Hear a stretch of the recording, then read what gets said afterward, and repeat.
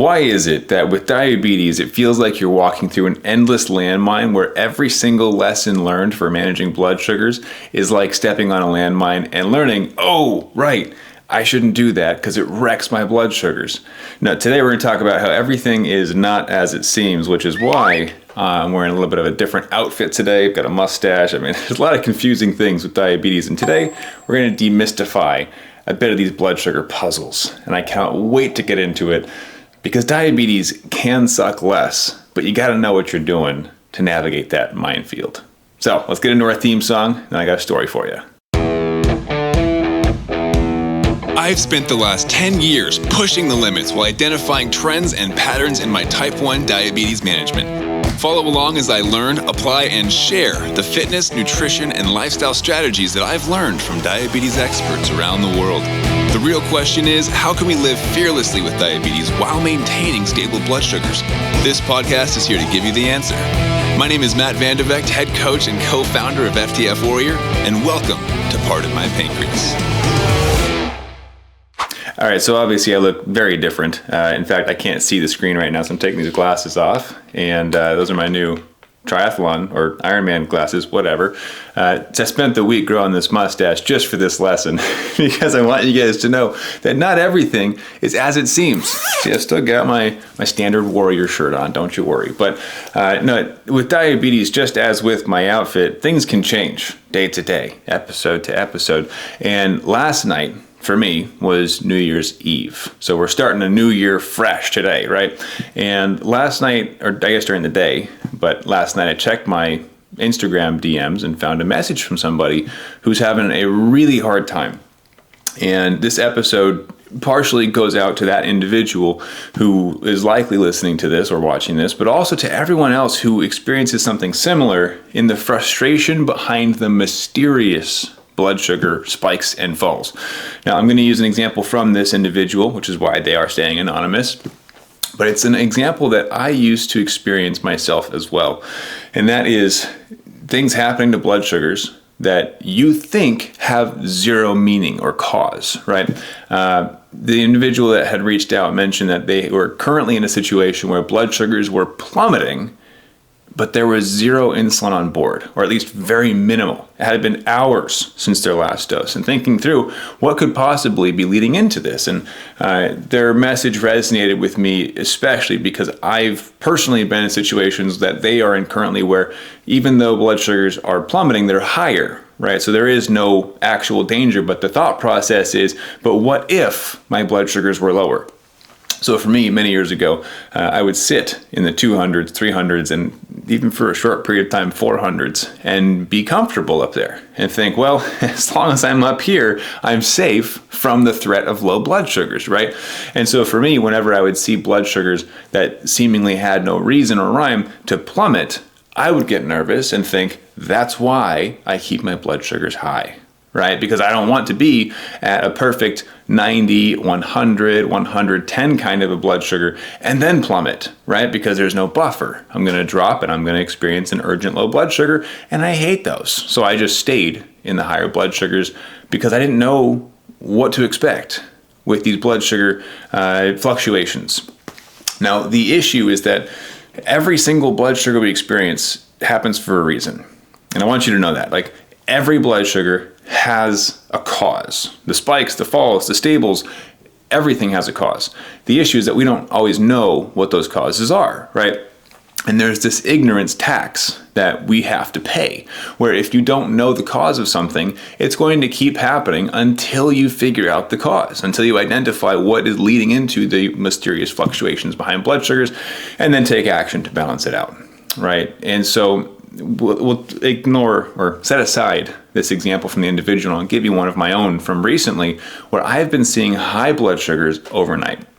In fact, I got this smartwatch recently and I found out that I have a different alarm set on the watch than I do on my phone, and it scared the heck out of me the first night because it sounds like something from the Twilight Zone, if you're old enough to know what that show is or was. And it's spooky. It sounds like aliens are invading, and that's the high alert sound for me. Anyways, it scared me half to death in the middle of the night, but I've seen a pattern of high blood sugars. Now for me, initial thought, oh, my basal insulin, or if you were on MDI, long-acting insulin, isn't strong enough, right?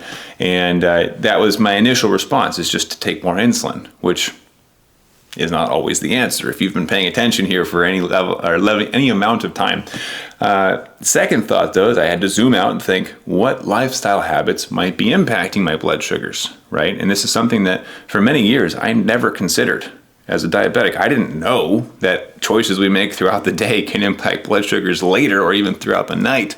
But what I found when I just zoomed out a little bit is, of course, snacking before bed, we would expect to impact blood sugars, but that had just skipped my mind. And I was having high protein, high fat snacks right before bed, and it was impacting blood sugars overnight, right? But if I'm ignorant to or blind to what other factors might impact blood sugars, I would never have figured it out, or worse off, I would have solved for the wrong problem. So if I had just continued adding basal, more insulin, I would get to a place where if I ever wasn't hungry before bed, I'd skip the snack and then I would plummet and go low during the night, right? So when we look at these frustrating experiences with blood sugars, it's not that they're completely mysterious, it's that they're mysterious to us because we are ignorant of the root cause, right? We are blind to what is causing blood sugars to go up and down. And this is the ignorant tax that you will continue to pay until you identify the root cause. So a great example of this, I spike after my meals, right? I hear that all the time on consultation calls that I do with clients, with prospective clients. It's not always going to be carbs, but that's typically where we go first, right? Oh, I had carbs for breakfast. Carbs are the worst. Carbs are the devil. No, they're not, right? You can balance things out so that carbohydrates are still an option. Perfect example, I've been 100% time in range today, which I used to pretend was attributed to mustaches because for some whatever reason, whenever I have a mustache, I have 100% time in range for the day. I should just keep it and see how long it goes, right? See if I can break my old 7-day record for 100%. But a lot of people think, oh, I can't have carbs. I'm 100% time in range right now, and I had 100 grams of carbs for breakfast. How's that? Well, because I looked at other potential sources for blood sugar fluctuations.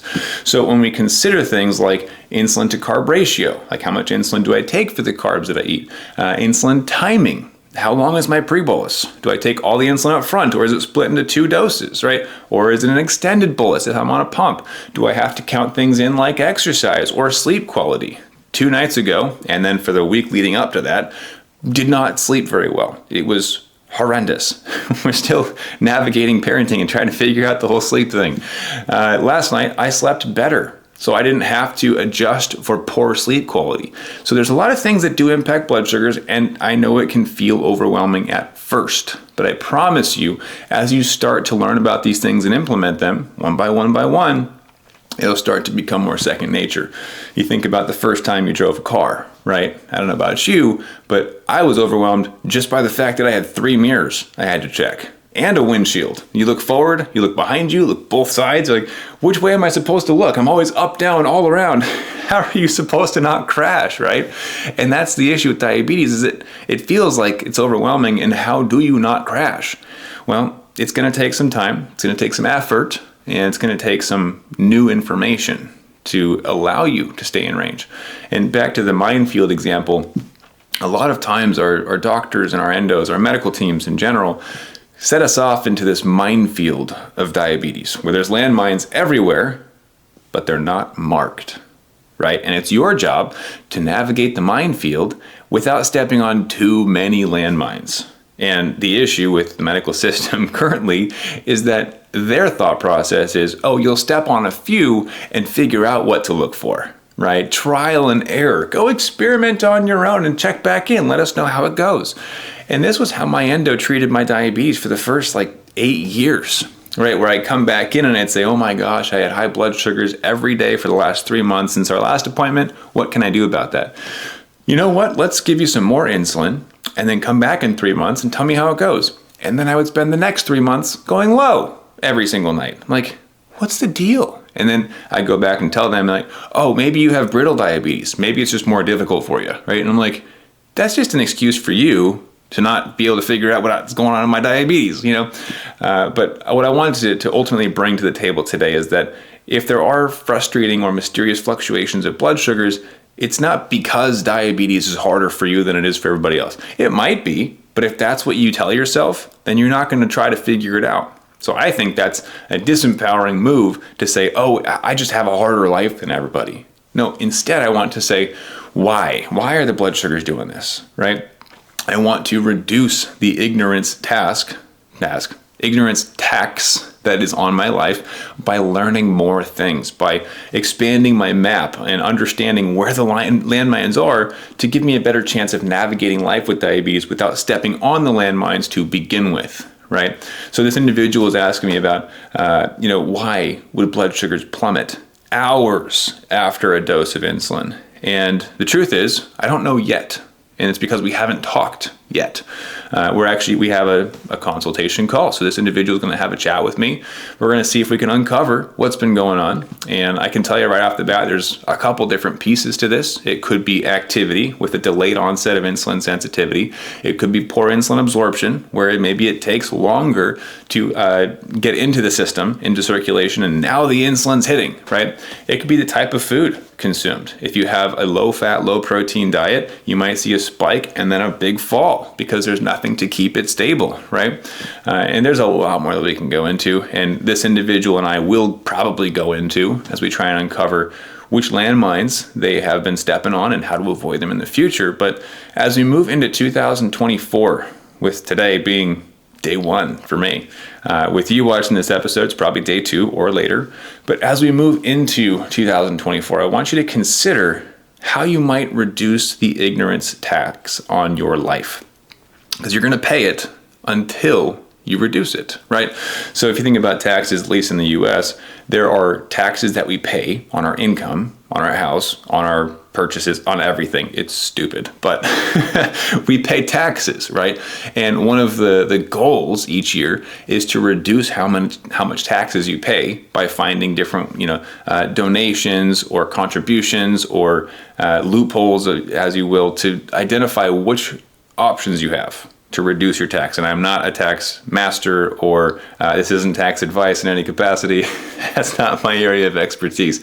But similarly with life, and of course life with diabetes, we need to find ways to reduce our ignorance tax. The frustrations that we will continue to pay with this uncertainty, with the blind spots that we have within our diabetes. So if I don't know that going for a run is going to cause my blood sugars to drop, then I am going to continue experiencing massive drops in blood sugar until I identify that gap, that blind spot in my knowledge, right? So 2024, let it be the year that you identify and reduce your blind spots in diabetes so that you can reduce the amount of landmines that you step on. Now, how do you do that? I mean, I've got a bookshelf full of diabetes books. I've got over a decade of experimentation, research. Like, this is something that's going to take some time if you are going to actually reduce your blind spots, because you don't know what you don't know. And that's one of the most frustrating parts about it, is that there are things that I don't know that I am unaware of, right? Somebody could tell me tomorrow that, electricity shocking me impacts blood sugars. I wouldn't know that, right? That's something new. But we have to stay open to learning new things. So that's the first step, is just be open to new strategies that you might not be aware of. And I'll end with this. I had an individual on a call once tell me they had 40 years of type 1 diabetes experience, lived experience, right? They've had type 1 diabetes for 40 years. There's nothing new that they could learn after all this experience, and that they should be the one teaching, right? And I said, do you think that anything has changed in the last 40 years? Just kind of sat there for a second, and they're like, all right, what can you teach me? And I was like, good, like, this is healthy, right? To be open to new ideas, because not only do things change year over year, and oftentimes with diabetes, month over month, week after week, but the big question that I posed later, more of in a friendly tone, of course, was, do you have 40 years of lived experience with diabetes, or do you have 1 year of learned experience repeated 40 times? In other words, did you spend the first year learning about how to manage your diabetes and then just copy and paste 40 times? Or were you truly innovating and learning new strategies every single year for 40 years? Chances are, and I've done this too, we learn what we need to survive, and then we copy and paste what works because we don't want to mess with it. Right?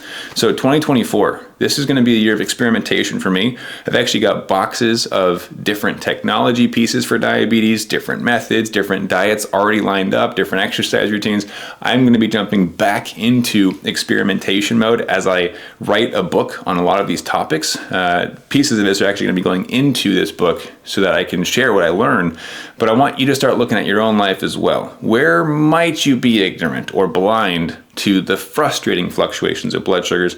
And I'll give you a hint. If blood sugars aren't doing what you want them to, that's probably a blind spot, right? If you're like, I'm taking the right amount of insulin, I'm pre-bolusing, I'm doing what I'm supposed to, and blood sugars took off. They're 200 plus. Dang it. That's a blind spot, right? Because you experienced an end result that was not intended.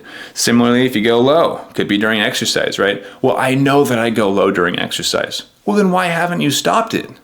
Why haven't you been able to keep blood sugars perfectly level through your workouts, through your meals? Why are you not achieving the desired result of stable blood sugars?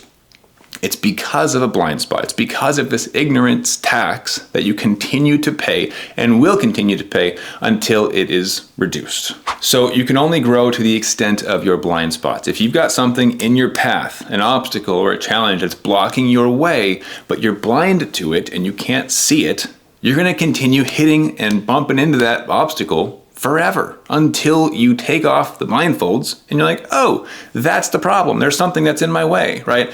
Now, to recap this whole episode and to kind of hint at a few of the pieces going into my book as well, there's 3 levels to this game with diabetes. Level 1 is you got to be able to fix your blood sugars in the now. Like, blood sugars are high. How much insulin do I take, right? Or what else can I do? Sometimes more insulin isn't the answer, as we just talked about, which leads us into level 2. As you zoom out, we want to be able to uncover other factors that are leading into blood sugar fluctuations. What else is impacting blood sugars? There are a lot of variables, more than 50 actually, that can impact ups and downs of blood sugars, which once you start to understand the bigger picture, that opens up level 3, which is predictability within our blood sugar management. When you start to see how these different things interact, this type of food with that type of exercise, with this low quality of sleep, I can see where blood sugars are going to end up. And that's the ultimate goal, right? Because if you can predict where blood sugars are going to go, you get to live your life as you wish with stable blood sugars, right? In fact, we did a whole challenge on this recently that I was going to be, I workshopped a lot of the ideas that are going into the book, and we decided to reopen that just for you guys. If you're interested in understanding more of the variables that are at play, understanding how to reduce or remove your blind spots in 2024 as we get into more of a free flow and flexible management style with blood sugars, once you go to steadybloodsugars.com, get a special little surprise for you there. No, it's a 5-day challenge that we teach you everything that I talked about in this episode and more, how to actually redirect blood sugars and then how to zoom out and see the whole picture. Right, so steadybloodsugars.com. I'll put the link in the description as well. That's going to be your key to success this year, and I want you to have that. So go check it out, steadybloodsugars.com. I hope this one was helpful for you, and I really hope that as you start to uncover blind spots, that it gives you more peace of mind and quality of life, because diabetes doesn't have to be the end. It doesn't have to even get in the way. It just has to be something we look at a little bit differently as we look at moving through life with diabetes. All right, so Happy New Year. Hope you had a great one. I'll catch you in the next episode. And keep up the fight.